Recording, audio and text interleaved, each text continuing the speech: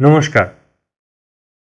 রামকৃষ্ণ মঠের আদিকথার আজকের আমাদের আলোচ্য বিষয় সমাজবিজ্ঞানীর দৃষ্টিকোণ থেকে মঠ জীবন। আলমবাজার মঠের আয়ুষ্কাল 6 বছর। এই সময়ের মধ্যে সংগঠিত মঠ জীবনের সাধারণ কয়েকটি বিষয় আমরা আলোচনা এর আগেই করেছি। এরপর কাল পর্যায়ক্রমে সংগঠিত অন্যান্য ঘটনাপুঞ্জের আলোচনা করব। বিশ্লেষণাত্মক আলোচনার জন্য আমরা দৃষ্টি রাখব আধুনিক সমাজবিজ্ঞানীদের কয়েকটি দিক দর্শনের প্রতি। সমাজবিজ্ঞানীগণ লক্ষ্য করেছেন যে ভাব আদর্শের বাস্তবায়নকালে ভাব আদর্শের ক্যারিসমার কিছুটা রূপান্তর অপরিহার্য, কিন্তু একথা অনস্বীকার্য যে চিন্তাভাবনা, অনুশীলন ও সংগঠন স্তরে ভাব আদর্শের ক্যারিসমার সুস্থিত ও সুপ্রতিষ্ঠিত রূপান্তরের ওপর নির্ভর করে সংঘের ভাব আদর্শের বিশুদ্ধতা, রক্ষা ও স্থায়িত্ব। এ বিষয়ে সচেতন ধর্মসংঘ মাত্রই সমভাবাপন্ন ব্যক্তিদের গোষ্ঠীবদ্ধ করে এবং দ্রুত নবাগতদের গোষ্ঠীর অঙ্গীভূত করার জন্য সুচিন্তিত শিক্ষা দীক্ষার ব্যবস্থা করে থাকে। এ ধরনের নিয়মানুবর্তিতা প্রশিক্ষণ ছাড়াও নবাগতদের সংঘের পুরানো ও স্থায়ী অঙ্গদের সান্নিধ্যে বসবাস, তাদের সঙ্গে সহজ মেলামেশা ইত্যাদি যথা নিয়মের ধারাবর্জিত পদ্ধতিও আশ্রয় করে। এইভাবেই গোষ্ঠীর সংহতি সুদৃঢ় হয়, গোষ্ঠী শক্তিশালী প্রচার যন্ত্রে পরিণত হয়। সমাজবিজ্ঞানীগণ পরীক্ষা নিরীক্ষা করে দেখেছেন যে নবাগত কোনো ব্যক্তির কোনো ধর্মসঙ্গে অঙ্গীভূত হওয়ার কয়েকটা দিক রয়েছে এবং এক এক দিকে অঙ্গীভূত হওয়ার মাত্রাও বিভিন্ন হয়ে থাকে। সাধারণভাবে বলা চলে যে এ বিষয়ে 5টা দিক বিশেষ বিবেচ্য। প্রথম, ওই ব্যক্তির জীবনে অলৌকিক শক্তির সঙ্গে তার অনুভূতির অনুষঙ্গ। দ্বিতীয়, সংঘের বিধিবদ্ধ কর্মসূচিতে সংঘের অঙ্গগণের অংশগ্রহণ। এ ধরনের অংশগ্রহণের থাকে দুটো পক্ষ। প্রথম পক্ষে ধর্মীয় অনুষ্ঠানাদিতে অঙ্গগণের যোগদান ও সহযোগিতা করা এবং দ্বিতীয় পক্ষে ভক্তি বিমিশ্রিত ক্রিয়া অনুষ্ঠান যেমন প্রার্থনা, উপাসনা, শাস্ত্রচর্চা ইত্যাদিতে সক্রিয় অংশগ্রহণ। তৃতীয় দিক, সংঘের মতাদর্শে অঙ্গগণের আনুগত্য, নিষ্ঠা ও বিশ্বাস। চতুর্থ দিক, পরিণতিতে অঙ্গগণের দিনচর্যার ওইসব বিষয়ের, বিশেষত সংঘের মতাদর্শের এবং সংঘ জীবনে তাদের সাঙ্গীকরণের প্রভাব। এবং পঞ্চম দিক বা শেষ, সংঘের ভাবাদর্শ সম্পর্কে প্রতিভাধর অঙ্গগণের জ্ঞান বিচারের গভীরতা। বলাই বাহুল্য, এই ধরনের গোষ্ঠীবদ্ধতার প্রশিক্ষণের দ্বারা গোষ্ঠী ও ব্যষ্টির মধ্যে মুকুলিত হয় সংঘের আদর্শ ও উপযোগিতা সম্বন্ধে গভীর জ্ঞান, গাঢ় বিশ্বাস, দৃঢ় নিষ্ঠা এবং সেই সঙ্গে নীতিবোধ সম্বন্ধে সদা সচেতনতা।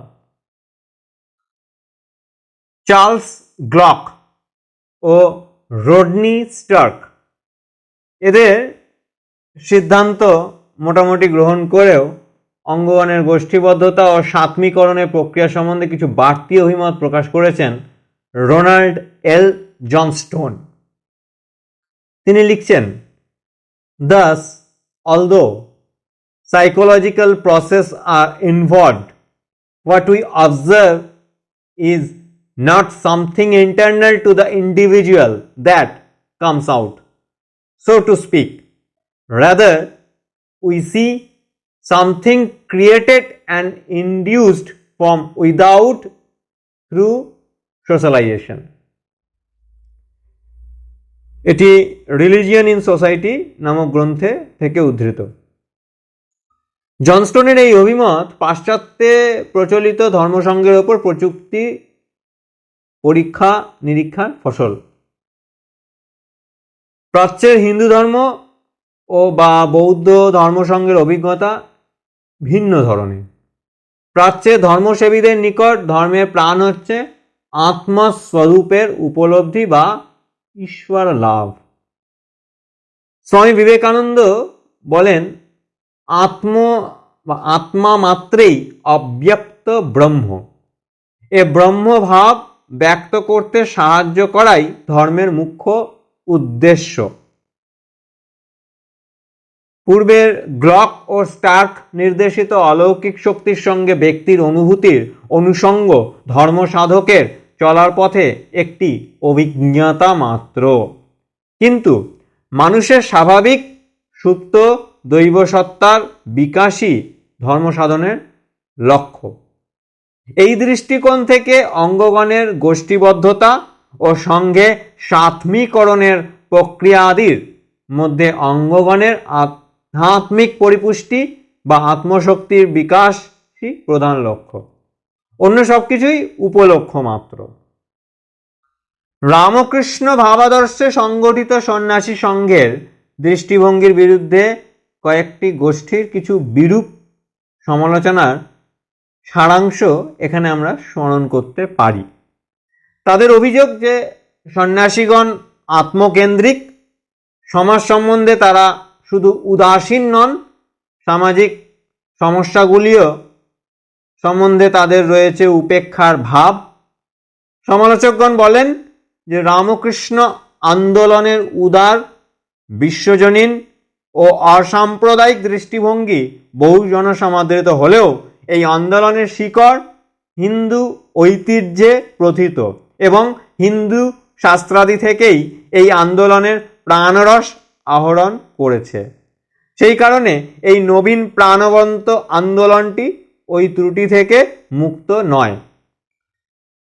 জনৈক খ্রিস্টান পণ্ডিতের ভাষায়, whatever may be said in neo-Hindu literature regarding the legitimate place of social norms and responsibilities within the traditional Hindu ethos, the controlling stress has fallen on the need and methods of individual spiritual programs.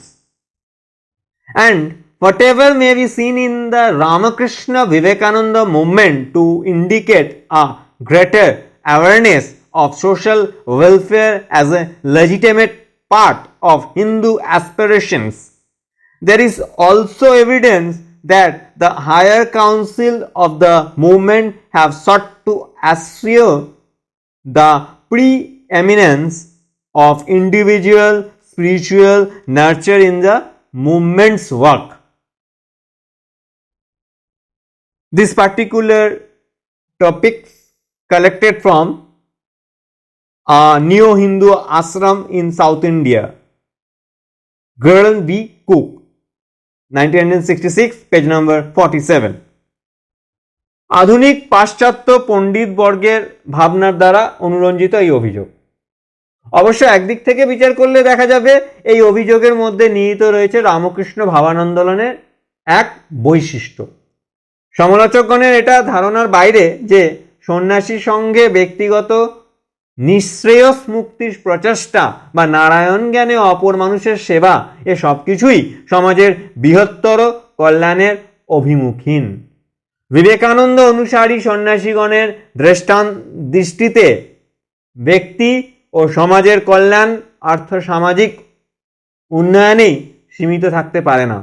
তাদের সামগ্রিক ও স্থায়ী কল্যাণ নির্ভর করছে তাদের আধ্যাত্মিক মূল্যবোধের পরিপুষ্টির ওপর।